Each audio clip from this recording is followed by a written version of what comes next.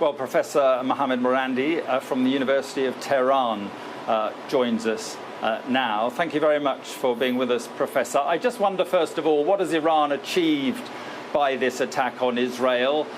Very few of the missiles got through. It, in effect, failed. Many people are calling it a humiliation for Iran. I think that's a lot of wishful thinking on behalf of you and your colleagues at Sky News. It was a massive blow to the Israeli regime. And the history of this conflict doesn't go back to last year.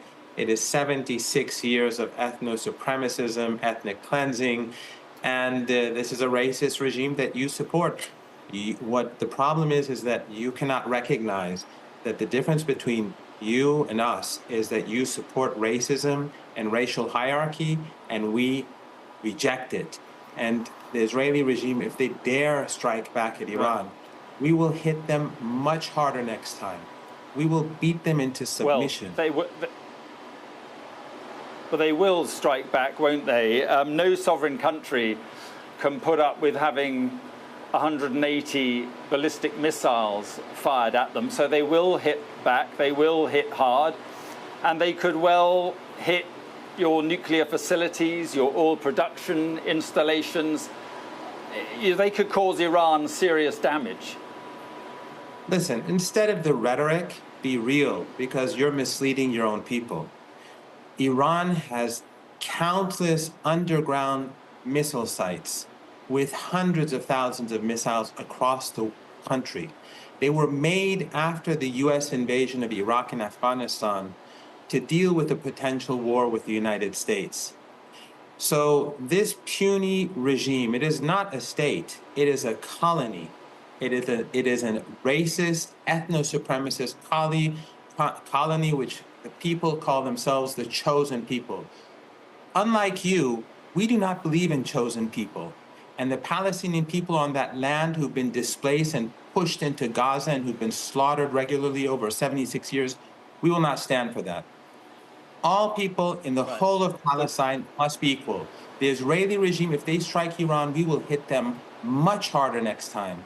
And they can pretend that they got away, but we hit them very hard last night. We hit their bases.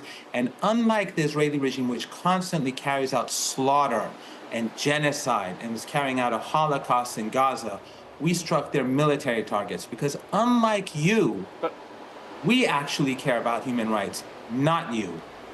Professor, let me just say that we're on the verge of an all-out war, or certainly a war between Israel and Iran. It could be a war that Iran loses. If Iran does lose that war, do you think that the current Iranian regime could survive a defeat? Because that is if what you say is right and Iran is going to hit back even harder, that could be where this all ends up. Iran will not hit back harder. Iran will hit back much harder. The head of the Iranian forces says Iran will target and destroy all of the Israeli regime's infrastructure. This was the tip of the iceberg. Iran will lose no war. The Israeli regime will.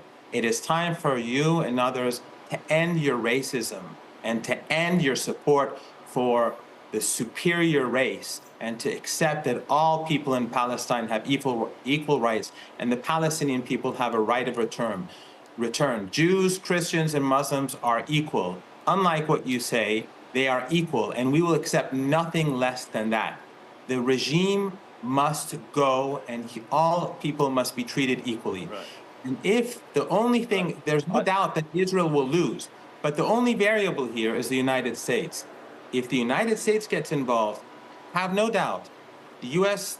will be swept out of Iraq by the Iraqi resistance, and all its assets in the Persian Gulf will be destroyed.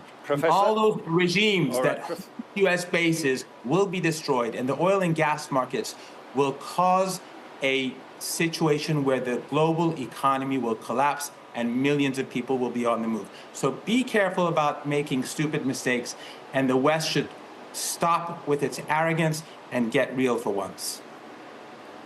Okay, Professor, thank you very much for being with us. Thank you.